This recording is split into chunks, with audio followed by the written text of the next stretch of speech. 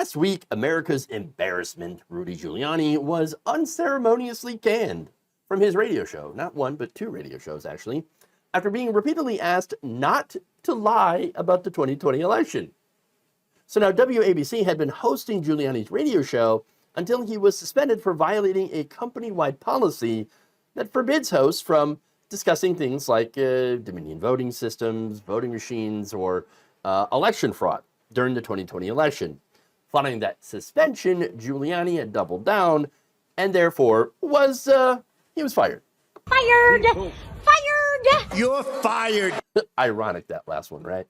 So WABC, it's not like it's some Libby-Lib network, okay? It's owned by a billionaire named Jot Katzimatidis, who is he's a MAGA guy. He loves right-wingers, which explains why he would hire a loser like Rudy Giuliani.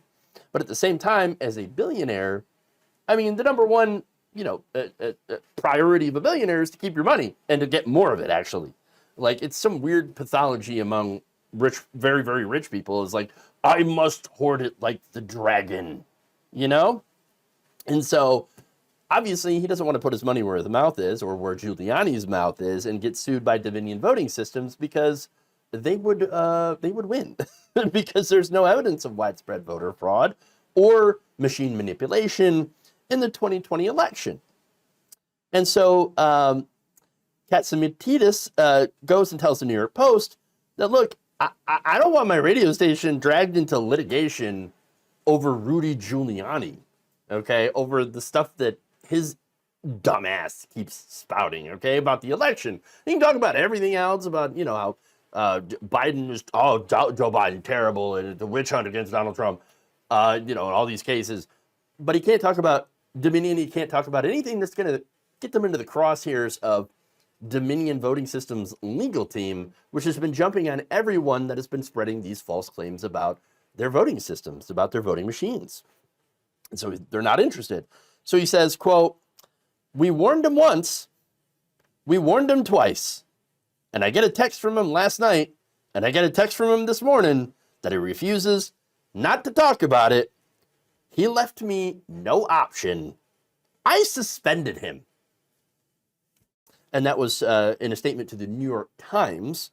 So now Giuliani, he hears this, and he's not happy about it. He rails against Katzimatidis over the weekend, all right? And I'm going to show you some clips of what he said on Sunday, which are absolutely hilarious. But he makes the argument as, how dare you? You are working for the Biden administration. I've got the First Amendment.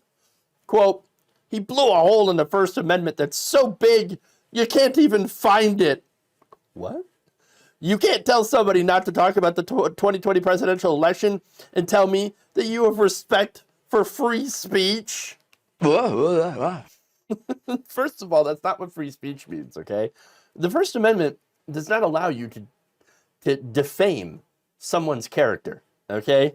It does not prevent private companies from suing or firing you even for some of the things that you say that they don't agree with. That's just a reality of the situation, like it or not. The idea that the right wing has about what free speech means is just laughably untrue. It doesn't mean what they think it means. Are you free to say anything you want? Yeah, pretty much, yeah. But you're not free from personal or financial consequences if somebody disagrees with what you have to say. One of the consequences you are protected against by the First Amendment is that the government cannot come and arrest you for having an opinion. That's it. That's what the First Amendment says. Okay, that's one of the consequences the First Amendment protects you from. Now, Katzimatidis told the Post, quote, "It's pretty hard to bring him back. His behavior makes it very hard to reverse course.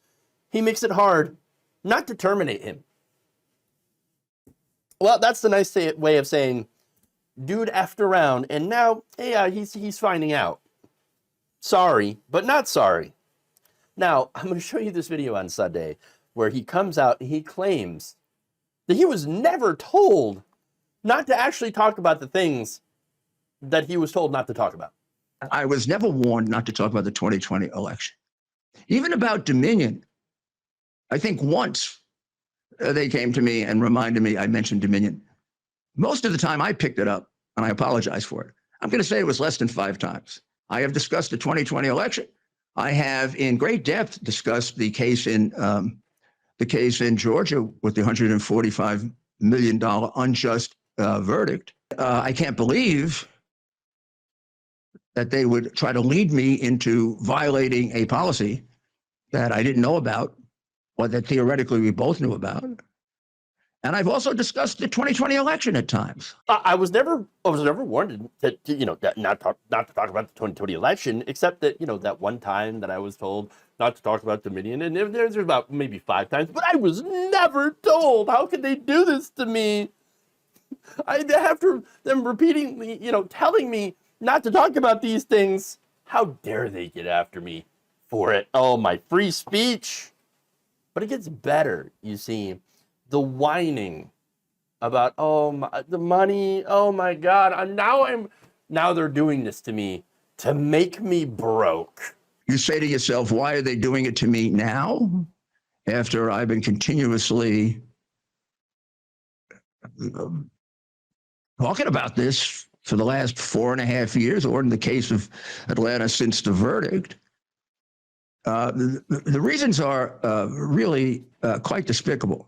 They did it to me at a time in which they knew that I could be in a position where I needed money.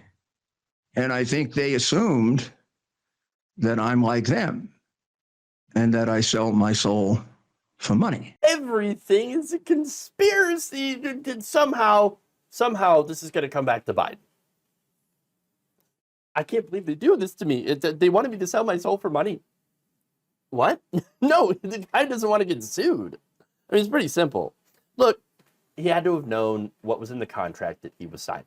Okay, obviously. He was a lawyer. You should always read the fine print.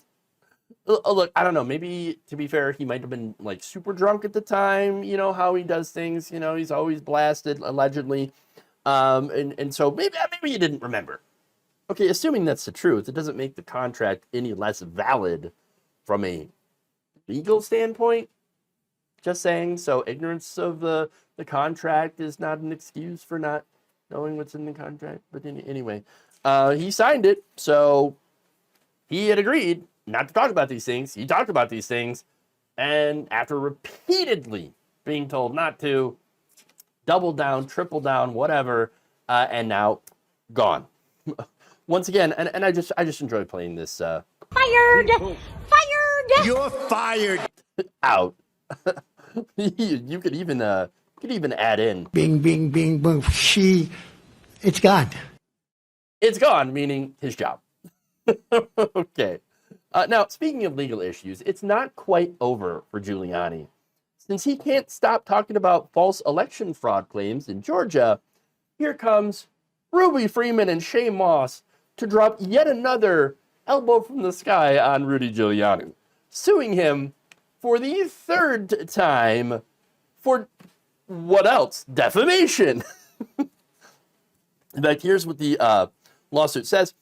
Undeterred by facts, logic, decency, professional discipline, court orders in multiple jurisdictions, a criminal indictment, a multi-million-dollar jury verdict, or declaring bankruptcy as a result, damn, Mr. Giuliani has entered year 4 of intentionally defaming Ms. Freeman and Ms. Moss, repeating the very same lies that plaintiffs engaged in fraud during their service as election workers during the 2020 presidential election.